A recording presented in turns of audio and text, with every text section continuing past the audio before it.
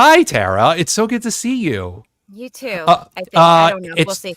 it's no, it's always good to see you. No, I'm It's saying been for a long. now, like Oh, as oh, this oh, we'll see how works. long the Yeah, Wi-Fi yeah, goes. It's yeah. been a long time. It's been a long time. I think the last time we saw each other was probably at an audiobook conference here in New York City. Yeah. That sounds right. Yeah. Yeah, because I think that's actually how we first met. I think we met at an audiobook conference or Yeah, one of the meetups. and I haven't been to those in years, so it must have been a while ago. Yeah, because I remember you asked me to either you asked me or the APAC people asked you to have me on because you moderated a panel, an audiobook Oh panel at God, yeah, APAC. Do you that's remember right. that? Vaguely, Yeah, yeah. yeah, that was a long time ago. So I We think that was paneled. yes, it was Okay. like definitely pre-COVID, maybe I don't know, 2017, Oh yeah, 2018. easily. So So it's hi, been a it's and been a hi, fun. whoever's watching. Hi. Hi. Yes. The questions have already started rolling in, and we're going to get to those in a second. But I wanted to get little bit of your origin story, how you kind of got into on camera and voiceover work. And I know that you're from New Jersey because we've talked about that before too. Because Represent. yeah, was it? I want to say Bloomfield. Is that right? No. No, but No, it was. Bergen County, Hillsdale. Oh, Yeah, okay. yeah. Okay. All right. Well, I think everyone's from Bloomfield, though. That sounds like a place a lot of people are from. I think I'm biased because I was actually in Bloomfield just this past Saturday.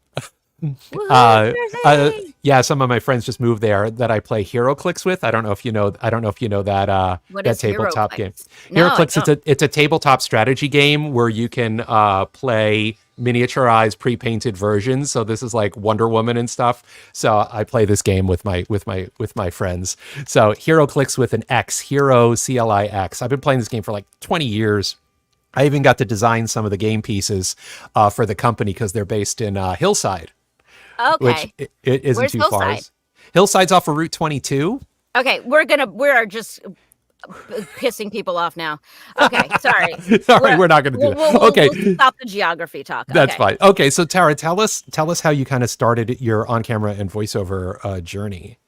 Well, I mean, I get asked this a lot. Like, I was an actor. Like, a lot of people I know distinguish between face acting. No, I'm just kidding.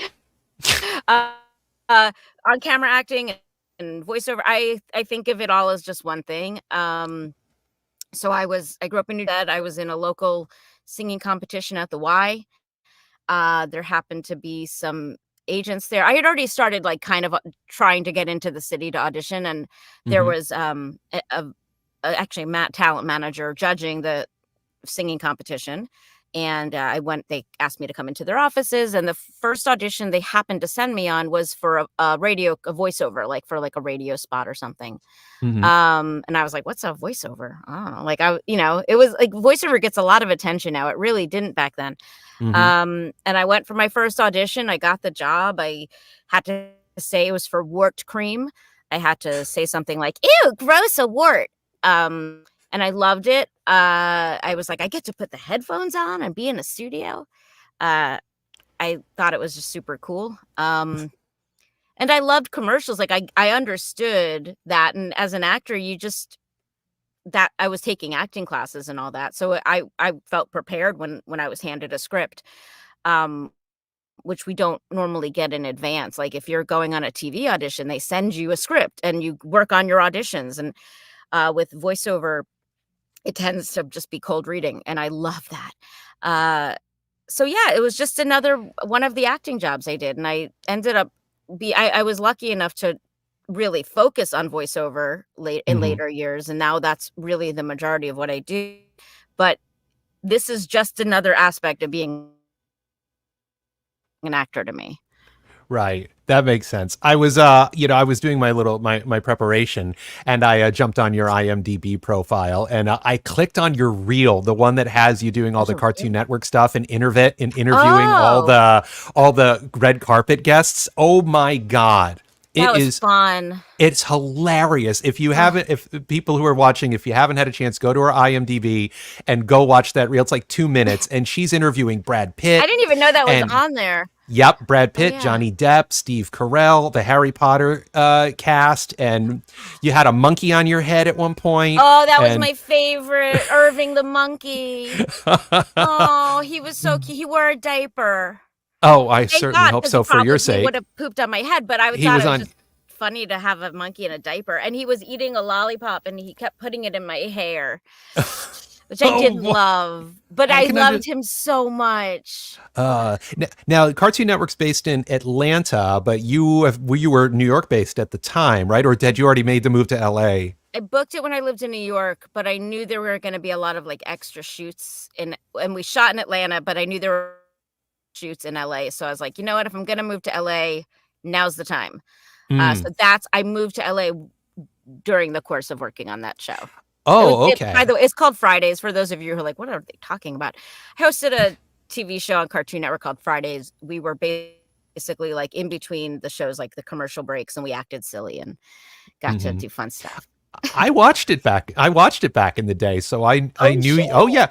Well, yeah. I mean, I know I'm old. I'm older than you, but I've always enjoyed Okay. cartoons. Oh, So I no, was well watching probably Johnny Bravo and Dexter's Lab and yeah. all of that stuff. All The that stuff good back in the day. stuff. And you and your partner were Oh, hilarious together. he You was great. Well, he thank you. He was awesome. He very still is cool. awesome. So I know a lot of people are here to talk to you about your anime work, and we will talk about that. I also want to make it sure that we make it a point to talk about your audiobook narration, because for those of you who don't know, Tara's narrated over 300 audiobooks. So, and Ah, I was looking at your profile. It's like, oh wow. I mean, because I've done like 72, 73, and I'm like, wow, I feel like a noob. But so let's no, I started audio when there were barely any being made, so it was yeah. a different time in audiobooks completely. Yeah, I did my first one in 2006, 2007. So it was before this huge, The huge boom. onrush kaboom of audiobooks. So you know what? I'm just going to go in order. So it'll jump back and forth. So I'm going to click Okay. on these and it'll just show up right here on the screen. So it'll be easier to read them. So Lawrence says, what area of audiobooks do you think are not as done as they should be? I know I've been working to convince publishers to do more with light novels. I Light assume, Lawrence, novel. you're referring to genres of voiceover. But before you answer that, what genres of audiobook do you specialize in? Like, or do I you do do a a bunch of lot everything? of kids and young adult stuff. I also do romance once in a while, which I feel so goofy doing because sometimes Hmm. they're just very serious um and I'm more silly than that. I love doing the young adult books. So that's my bread and butter. That's my favorite stuff to do. Like a great kids book, like a Goosebumps book. I mean, because I can picture who's listening to it. I can picture some kids in a car who don't want to be on a long drive, and I understand my audience in that way. Right. Um, Tara's talking about something extremely important for all good actors is to know who you are talking to, and the better you can visualize your audience, the better of a performance you can give. if I can make So that kid be quiet in the car, I have done my job.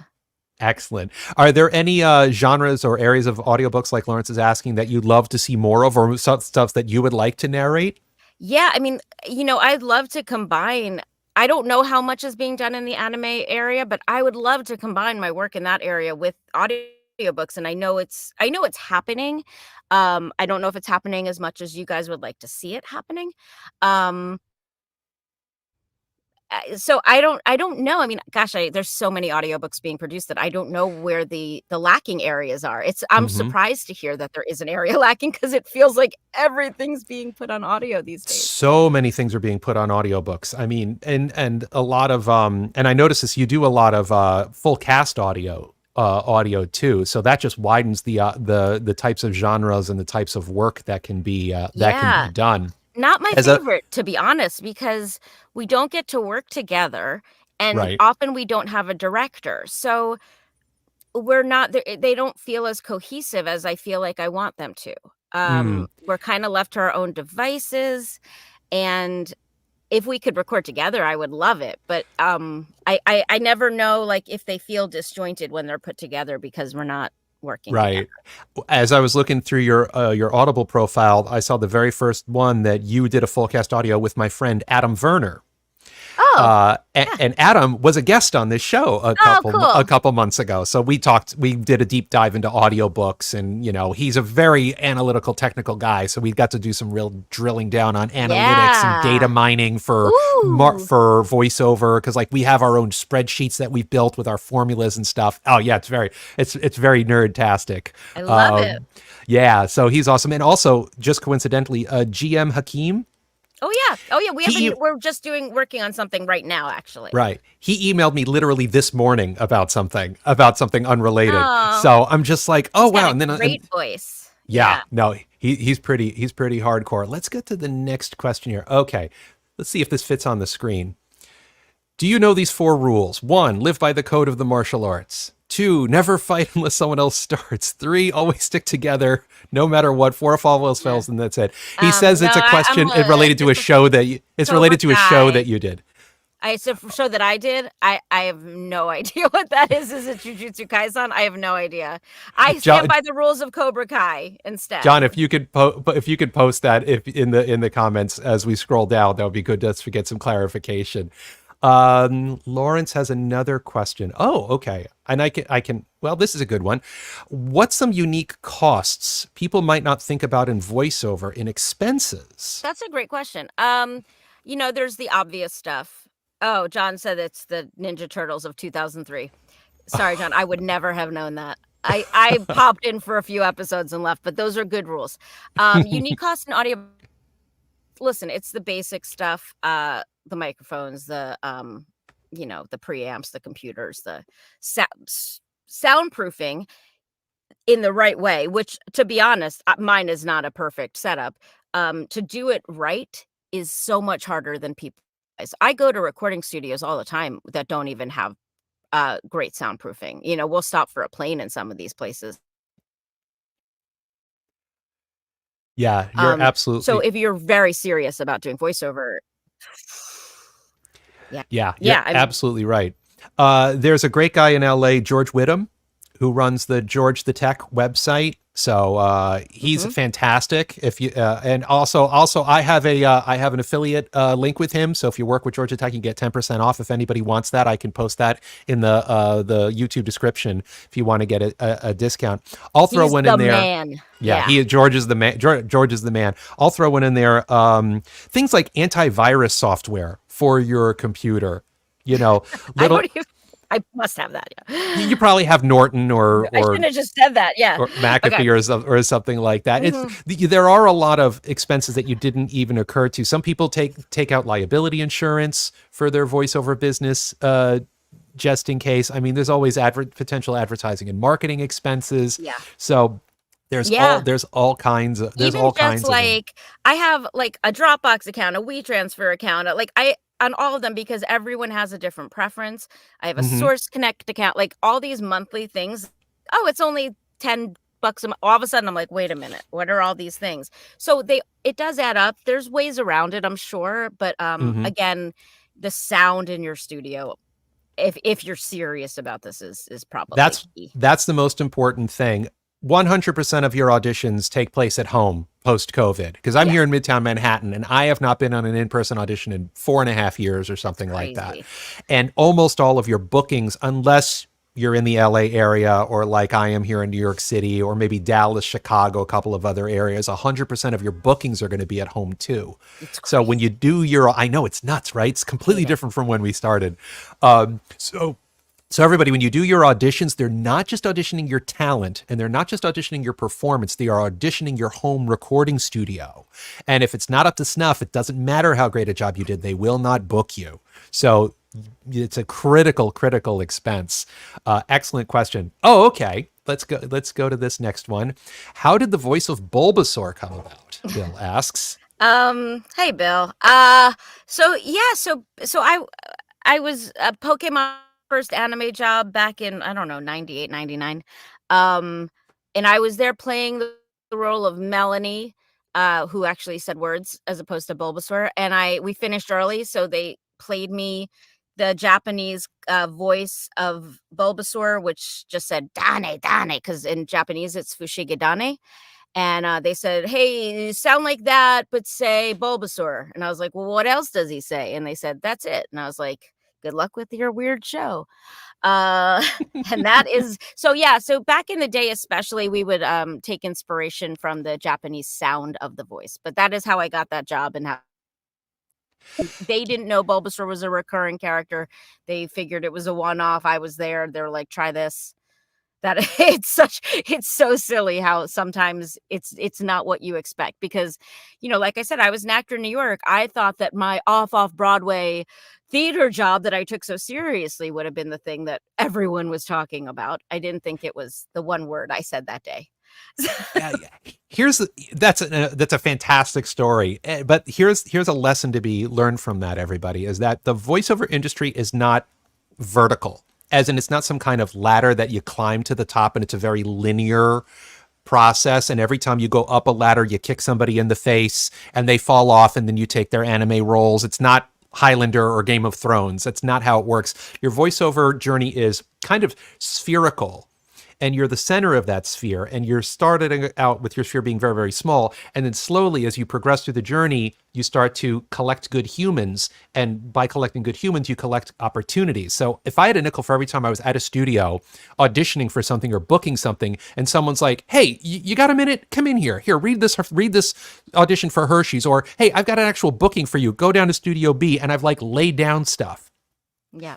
It just happens. So it's by association. It's not who you know. It's actually who knows you is a big part of it. Lawrence knows HeroClix. Yes. John says Fridays was the first time you saw Sarah on camera. You didn't even know she was Bulbasaur. Well, I don't think they had IMDb, IMDb back then. John's got a question. This is regarding to bilingual voiceover. Is it true that English dubbing for anime is the lowest paid genre of character voice acting? And do you feel the current rate is acceptable? That sucks. Yeah, I mean, the truth is, and this is just honest, that I've been successful in the lowest paid areas of voiceover, which are like audiobooks and anime. Unfortunately, I really enjoy doing them, but even with union wages, these are just historically, and I don't know why. I mean, I think part of it is because the audiobook industry is really the publishing industry, so they have a different idea of rates. And then anime, you're dealing with overseas companies, and historically anime did not make a lot of money, and then once it did, unfortunately the rates didn't change to reflect that, and now we're sort of in a place where they're becoming slightly more fair, but they expect us to kind of go do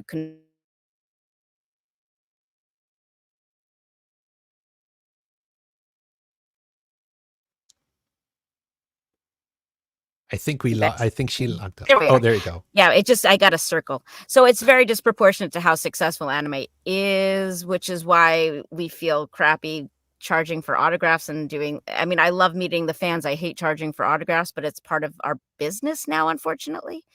So yeah, I hope that answers your question. It's not acceptable yet. Hopefully we'll get there. Yeah.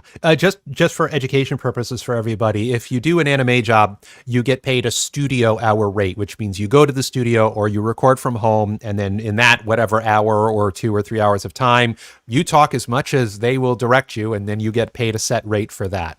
With audiobooks, it's a paid per finished hour rate. So if Tara narrates if it says on Audible and you look at one of her books and it says 5 hours, that means the listening time is 5 hours. Tara gets paid for the 5 finished hours, not the amount of time it took to record the book or do anything else with it. Do you punch and roll? I do punch and roll, which we can explain, but which is why I tend to love doing the young adult and kids stuff, because there's not a ton of pronunciations to look up. Like I've done books like where every other page had like 5 hard to pronounce German words, and that takes much longer than a kid's book where I just get to, I can Right. fly through it. Right. So Right. because they don't always pay us for like the research time or things like that. Yeah, it's happening more and more because actors are starting to demand more and more that they get paid maybe 1 or 2 finished hours for prep time, especially one that has a lot of pronunciations or medical terms or things like that. Also, voiceover education for everybody. When Tara was saying punch and roll, is that it's a feature of recording software. So if you record your audio and then you make a boo boo, you can set it up so you can click on it where the boo-boo was and then hit record, and then it will play back for most people it's like the last 5 seconds of audio that you uttered, and then when it stops it starts recording again, so you can just pick up right where you left off. This so saves us it as we go, basically. Right. It saves us so much time. Well, it saves the editor a lot of time. Well, that's true. Yeah. That's true too. That's true too. All right, let's go to the next one. I work for some places where we do what's called a straight record, where we don't punch in. And they do that because they find the acting is more cohesive that way. It is more job for an editor, but as an actor, there's some benefits to that as well. Oh, I agree. You get a better performance when you're in a studio, because also when we're doing that, we just have our acting hat on. We don't also have our audio engineer hat on, so we can spend more time focusing on our performance than on the technical aspects of that. Okay, wow. John's got a lot of great questions today. Tara, what is your theory on why the New York voice acting scene has shrunk so much, and why many of the actors have either moved to either California or Texas or retired? Well, I don't know. I don't know like the business side of all of that. I mean, I know that people, if it has shrunk, then it does make sense that they've moved to California or Texas because that's where the work is. Um, I don't know the cost structure behind why, obviously Crunchyroll is based in Texas, so that's why they're moving there. Again, you have to work an exorbitant amount of anime hours to make a living doing this. So when people tell me they want to, I say, well, do all voice, like you become a voice actor, become an actor, like be just doing this to do one thing because you happen to like it is not really the way to build a career. I mean, sadly, has it shrunk because who knows what's happening with AI and things like that. It's hard for me to encourage people to enter this industry now because there's a lot up in the air. I hope I'm still working next year, Yeah, I like your chances. I mean, I'm a realist, so yeah, it's important to be pragmatic about it. What I tell my students is that there is what I'm calling a relevance gap starting to happen in the voiceover industry, and you need to hop over that relevance gap so you can get human voiceover work. And the relevance gap is widening because of AI. So if you want to be a voice actor, you need to sound better than the AI. You need to be a better storyteller than the AI. So I tell all of my students who want to get into voice acting, get on-camera training, theater training, improv training, stand-up comedy training, or opera training, because all of those are strong storytelling disciplines. If you can get that before you go into voiceover, you have a much better chance of being and staying relevant in the voiceover industry. There still will be a voiceover industry. It is contracting. I found out that 70% of voiceover work on Fiverr has vanished in the past couple of years because of AI. On Fiverr. Well, I know it's a whole thing. It's a whole thing, but it's starting to pluck away at the low-hanging fruit that is out there, which is how a lot of people get started. So get good training, work with good people, embrace your humanity, and then you got a chance to make it here. Yeah, I mean, I think there's something to be said for it. There used to not be low-hanging fruit. There used to be, you dove in. I mean, my first audition was for a union job, and I had to be good enough to do it. And I think there's something to also be said for a natural affinity towards this part of the industry. There are people that a class is never going to help, if you don't have a natural ability to do this, and maybe it's going to level off and it's just going to be working professionals at a certain point. And maybe that's good. I mean, yeah, I mean, I see a lot of people just spinning their wheels trying to do this, that it's not for them, and that's okay. Yeah. Because then you get to go find what is your thing. Right. And I think there's a lot of with these horrible voices and Fiverr, and it gives people this false sense that they could do this and make very little money, but it's maybe implanting false hope in people.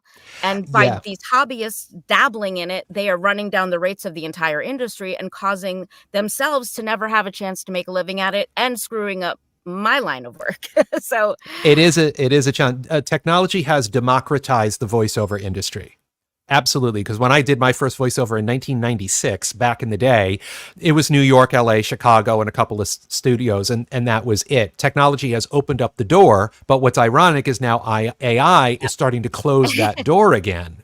So it's interesting how it's kind of going full circle. But I'll also say this, is that what attracted you to the voiceover industry may not be what keeps you in the voiceover industry. So you may be attracted to the industry because you want to do anime and you just may not have a knack for it, but you may do a medical narration audition and you can say ankylosing spondylitis or familial hypercholesterolemia off the top of your head. And you're like, oh, okay. There's other stuff. I mean, I bet you if you're obsessed with anime, learn how to be a translation, or maybe there's jobs in marketing anime, because if that passionate about it, great.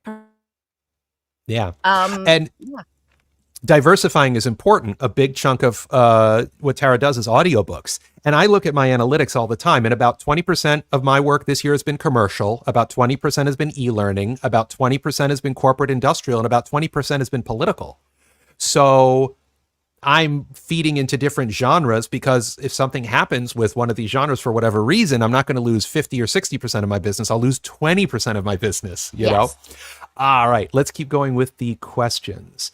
You've been in LA for a while. Another question is, have you thought about moving to the Dallas area for work reasons? I mean, again, it would be moving to do anime, which I don't think would support to get an exorbitant amount of work and to uproot my life. I don't know that would make sense. I'm happy to go spend like a week there if they hired me for a job, but I'm not really sure what's going on with the Crunchyroll stuff. Sometimes they're open to hiring LA actors, sometimes they're not, and I've heard there's a lot of rule changes there, so don't know. Yeah, it's also the SAG-AFTRA interactive strike that's happening right now, while it's pertaining to video games and not necessarily anime, but everything is related to everything, and AI. It's all related to AI, and that was a big chunk of the TV theatrical strike that happened last year for a long time, and it was long over. Not the strike was long overdue, but getting all of this stuff straightened out has been long overdue. We're on that subject, far apart. Yeah. Are you a member? Video game strike. Yeah. Are you a member of the National Association of Voice Actors? Yeah, NAVA is a great organization. If there are voice actors in this chat that to look into, they're doing great work to try to help protect us when it comes to AI. Yeah. In November, I'm going to be speaking at the Mid-Atlantic Voiceover Conference in Virginia, and I will be moderating the AI panel. And the board of NAVA, Tim and Karin and Matt and Zeke will be the panel. So we're going to have a real fun and interesting conversation about that. Thank goodness that they are, because I would not be good at it. So I am grateful to them every day for doing this for all of us. Yeah, they did it. They do a fantastic job. I before we get to the next question, I wanted to make sure you got a point to talk about the podcast that you're on right now. Yeah, so I host a podcast called 4Kids Flashback. For those of you who don't know, 4Kids was the company that originally brought dubs like Pokemon and Yu-Gi-Oh, One Piece to English-speaking audiences. They're a controversial company for a bunch of reasons, and we go into that. But we also talk about like the fact that them taking a chance on these shows is what allows us to probably have all this anime today. So I'm like you, like I kind of like the business side of things. I'm enjoying that aspect of it, but we also interview a lot of the actors. We get, talk about why writers made certain choices. I love going behind the scenes because there's so many people that you guys never get to hear from that are so much more immersed than the actors who come in at the last minute. Yeah. So 4Kids Flashback, the number 4, wherever you get podcasts. As the VO strategist, I'm always a major proponent of talking about the business side of voiceover, because most people come into our industry because they want to get away from all the poopy grown-up stuff. That's the business stuff. But I equate it to like you're being chased by project management with a knife as you're trying to get away from your day job, and then you slam the door and then you turn around and there's project management staring you in the face, which is a big part of voiceover too, how to be able to manage a project that is a voiceover booking. Do not do this if you do not want that part of this. You're a freelance worker. You have to send those emails and do that work. And I don't have the kind of spreadsheet that you do, but I should. I'll send it to you. I would love that. Okay. But so, this is if you want the freedom of this freelance lifestyle, there's stuff that goes along with that. Absolutely. Oh, cool. Let's go to our next question here. Oh, good. This is something I was going to bring up because of the exertions that you do. What are some ways you both recommend to protect your voice? I'm one of the extreme people, so I always have to let people know if they do it, they have to do it safely. Yes. So do you do any vocal warm up or anything before you start your bookings? Listen, I'm not as good as I should be about a lot of this stuff. I do a lot of but I think a lot of us have singing training, so we kind of know when we're in a place where we know where to place the voice in our throats, in our mouths, in our instruments. That's so douchey, but to preserve our voices. There's certain times when there is nothing you can do. Like if I'm in a video game and there are guttural yells, I know I have to support from my diaphragm and things like that, but there are limits, so sometimes you say, hey, can we save those to the end? And most video game directors know to do that. And then, okay, I'm just not going to be able to talk for the next day. I am going to be on vocal rest for a day to like recover from this. So, I mean, there's tons, the straw phonation, there's great tools and things like that you can learn in ways of protecting your voice, but it still does get tired, and there's a limit to how much it's a tender, delicate thing. So I'll add to that. Hydration is everything. Hydrate as much as you can. My vocal warm up these days is swigging some coconut water before I get in the booth, which is one of the best hydrators that you can possibly get. But if you don't like the taste, don't do it. Find something else that works better. And I remember when I did Red Dead Redemption that I was like the next day I couldn't do anything because I was like getting shot. Yeah, I was stuck under a wagon. Yeah, there's a limit. All the training and technique, but sometimes what they ask you to do, there is no safe vocal way to do it. Absolutely.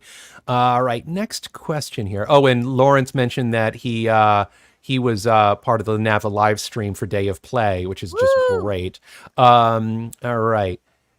And I can help you with this one. If with sites like Fiverr, Upwork losing a lot of their voice work, where do you recommend new VA search for work?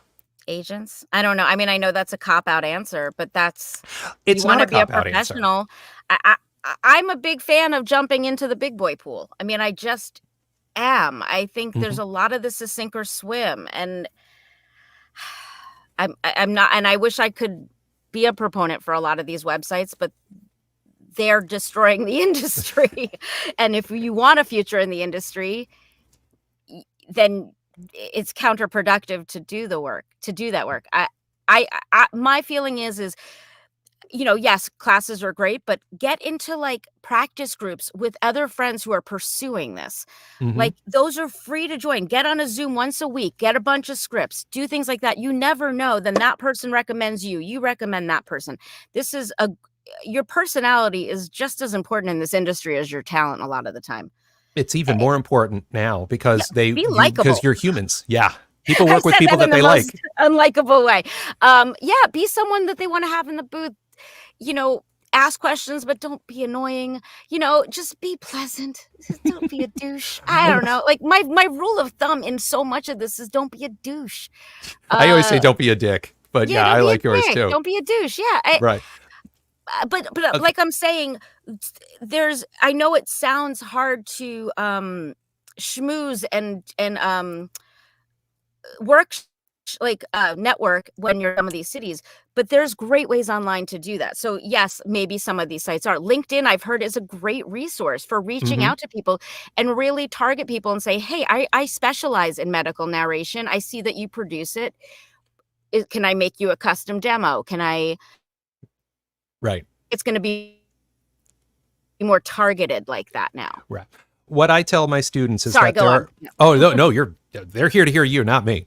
I tell my students that there's what I call portals, and portals connect voice actors to voiceover casting opportunities. And there are 3 portals in the voiceover industry, and Tara basically said them.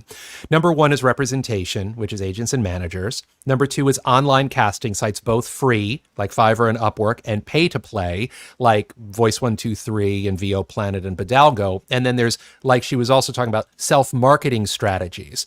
There's direct marketing, which is like a cold call or a cold email, going to a networking event, seeking out specific people, trying to develop a relationship with them. And then there's indirect marketing strategies, like what you do on social media or blogging or things like that. So there are many different ways to develop relationships with potential clients through using 1, 2, or all 3 of these portals. So it's not just necessarily audition and pray by getting an agent or jumping on a pay-to-play site. It's trying to figure out what's your idea of success, which genres you want to be successful at, and then how to use those portals effectively to get the casting opportunities that you want. Now, I just made it nice and clear and visual with some images of tubes and stuff, but there's a lot more to it than that. But the best piece of advice is, don't be a douche. Yeah. So, I mean, also, if you are going to use those sites, a lot of those sites have a rates sheet of what jobs should pay.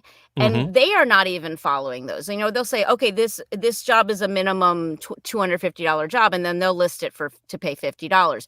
So really do your homework, because again, you want this industry to be there for you if you are a working professional in it. So, and write to that. Listen, I've had many conversations with those sites where I said, hey, you say this job should pay $250. Why are you listing it for $50? Like, why would you partake in that? Like, have those conversations. Be like, I love this industry and I want it to thrive. So I'm asking you why you're doing this. Use the Global Voice Acting Academy rate guide. It is the non-union standard for voiceover work. It's pretty closely aligned with the SAG-AFTRA collectively bargained agreements, because it delves into usage, which is extremely important. There's a whole other conversation. We're not gonna get into that. When people I'll get random emails like, hey, are you available for this job? What's your rate? And I just put a little link in there. I say, these are the going rates for these types of jobs. And it saves me from having to say a number. And then sometimes I hear back, sometimes I don't. But then they know it's fair. It's not Tara telling them how much to charge. It's Tara saying, well, this is how much the industry says I should charge. So you're kind of like relieving yourself of the responsibility of trying to bargain, because it's like, these aren't my rates. These are the industry rates. Yeah. So, and that helps a lot of people who are very nervous about quoting and negotiating. Do you remember being directed by Eric Stewart or Darren Dunstan? Never heard of them. Okay. So of course I do. I mean, what hasn't been said? Any memorable recording sessions? I mean, it all kind of blends together into one session. I mean, they're both just me that sometimes it's hard to get work done. Darren and I share so many of the same like silly musical theater references or Golden Girls, or he's a guest host on my podcast a lot of the time. They had very different directing styles, but both would get their point across. They understood how to talk to actors. And when we actually stopped laughing and did the work, they're awesome. Very cool. Oh, this is a good question, because a lot of people who are early in the journey don't have the resources to get a professionally produced demo. So John asks, how important has your pro-produced demo been in booking jobs in your career? That's so tricky, because the truth is once you're working, and I'm lucky that I'm working, I don't find that I need my demo as much, but I understand that it is a way to get in the door by having a good demo. I will say that we say pro-produced demo, listen to a gazillion demos. Like, go to the agency's website. You can listen to all their clients' demos. And the truth is with all this free software available, or maybe you have a friend who stuff like that, and you can trade some favors. And I don't love seeing people spend a crap load of money on this if they're not necessarily ready, or if they have a friend who could maybe do this. But I say listen to every demo you can. Get an idea of what working professionals have as a demo. I think at the beginning of my career, it was definitely helpful. But I don't know. I don't have a great answer for that. It is important because it's not just because of the finished product. It's the training that you got as you were being prepared to record that demo too. Because one thing I talk about is isms. A good coach can help you detect your isms. Does Tara talk too fast? Does Tom talk too slow? Does Tara always upward inflect? Does Tom have a lisp? And are these things that can be things that need to be eliminated or need to be managed or enhanced? Because like when Wanda Sykes or Christopher Walken gets hired, they get hired for their isms because of their interesting quirky mannerisms. So is it something that can turn into a brand? For most people, it's like you need to be able to do a neutral Midwest accent and then be able to layer and diversify and do other things. So it's not just the fact that it was done by a professional, but it's all the things that led up to it to help you get that finished product. But Tara's also right. You can do an exchange of services with people to kind of help put it together. And I just want to jump. Sure. And I do see a lot of people asking about Rachel Lillis, and it would be wrong of me not to address it a little. Rachel's she voiced Misty and Jessie on Pokemon and weeks ago, and it's been I know the fans because you have been friggin' amazing. I know you showed her a lot of love at the end of her life, and I appreciate you guys mentioning her in the chat. We three of us are working very hard to put some kind of memorial. Sorry, I'm going to try not to tear up. Put some kind of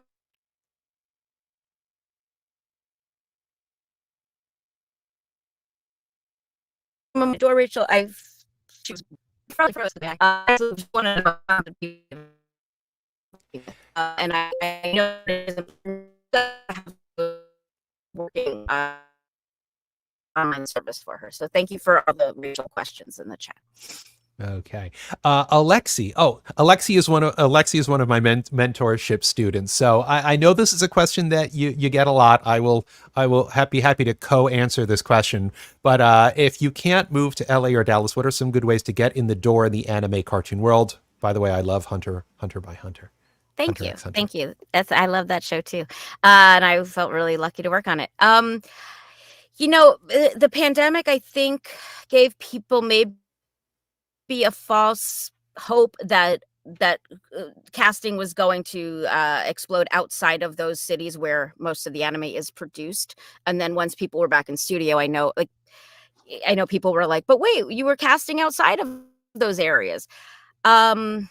It's tricky because for dubbing, we technically we are looking at a picture and the screen, and if you are not in those cities and in person, dubbing is a difficult thing because there's always a little lag and a delay. So I don't have a perfect answer, but I can explain why they do want it. That is why they want us there in person. It's because of the technical aspect of dubbing, and it's so different than every other area of voiceover. But I am sure there are other things that exist, and I'm sure there are companies open to figuring it out with you. I see a lot of the anime casting people are very active on like Twitter and social media. Follow them, ask questions in their timelines. Ask that question in their timeline. Look at the names of casting people on the shows you like. Say, I loved your casting expertise on this show. Do you have advice for me? I live in this city and I'm trying to get involved in your productions. Them. Very cool. Okay, we're almost out of time. That hour went pretty fast, didn't it? Do you have any particularly funny casting or recording booth stories that you wish to share? What's shareable? I know, right? YouTube's pretty PG-13, so it's up to you. I know. I mean, yeah. So there's so many. I mean, Darren. We were talking about Darren Dunstan earlier. He always laughs because there was like one day in the booth that I must have been playing with the cord, and there was a tiny little booth, and all of a sudden I was like on the ground, and I just somehow tripped over my own wire, and he was like, "What happened?" I was pushed. Yeah, like stuff like that. I mean, some of the outtakes are funny, but I don't tend to do like really funny outtakes. I tend to just devolve into robot voice when I make a mistake, and I'm just like, that is so good, beep boop boop boop boop beep boop, and like, so I'm sure there's nonsense that exists somewhere. Oh, that reminds me. I know you know Ollie Wyman. Yeah. The outtakes that must be somewhere of his. Before he moved to upstate New York, I was doing recording sessions with him at Full House Productions, which is now City Vox, doing e-learning stuff. And every time he would make a mistake, he'd go,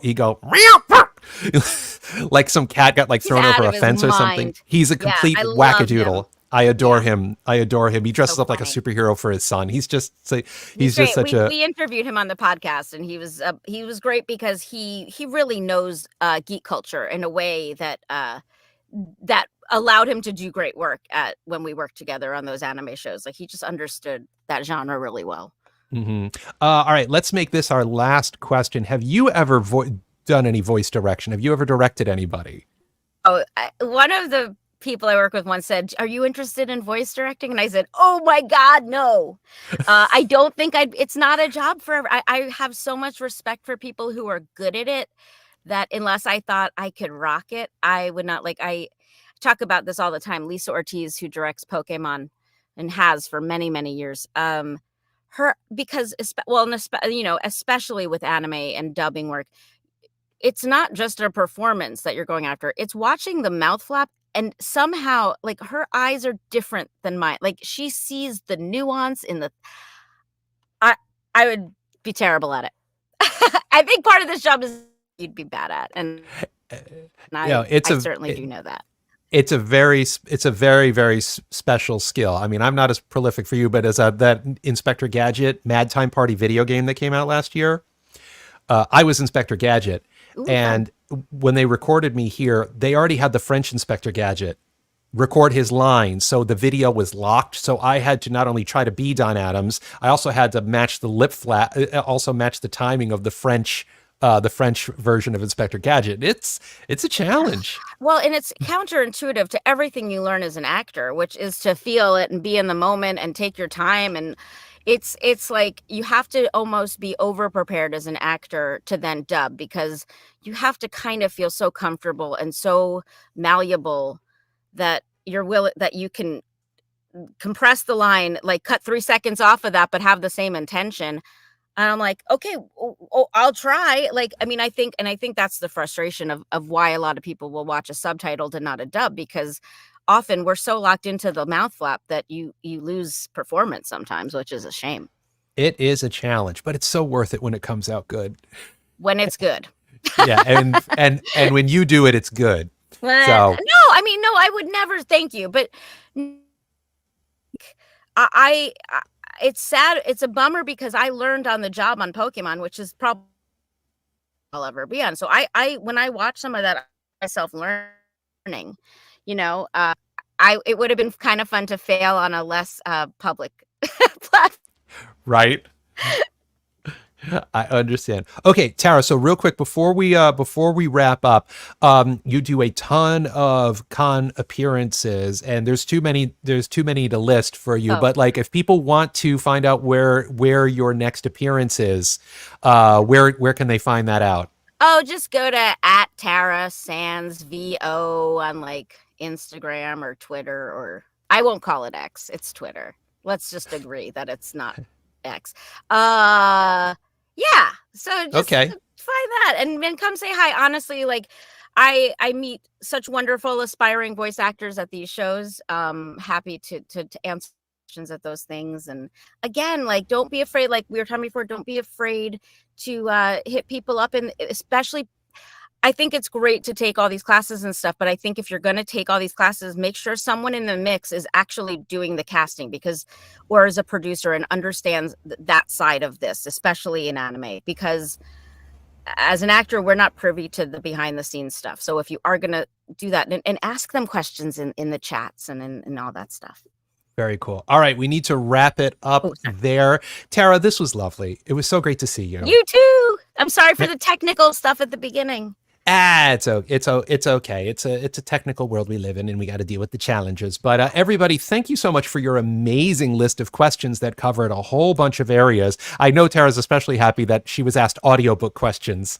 So I know, and I appreciate all the anime. I could talk about audiobooks all day. That might be another interview because that's my. Yeah, we can definitely do that sometime if you want to just have a pure audiobook centric thing, because there's no lack of stuff to talk about. It's amazing. All right, everybody. Thank you so much for coming.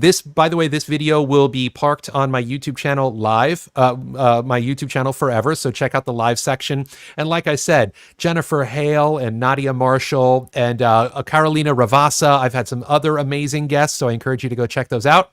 If you want to learn more about how to navigate the voiceover industry, book a free 15-minute consult with me at vostrategist.com. Tara, thank you so much for joining us today. Thank you. All right, everybody have a wonderful day. Thanks for watching. Stay cool, stay safe, and happy voicing. Bye, everybody.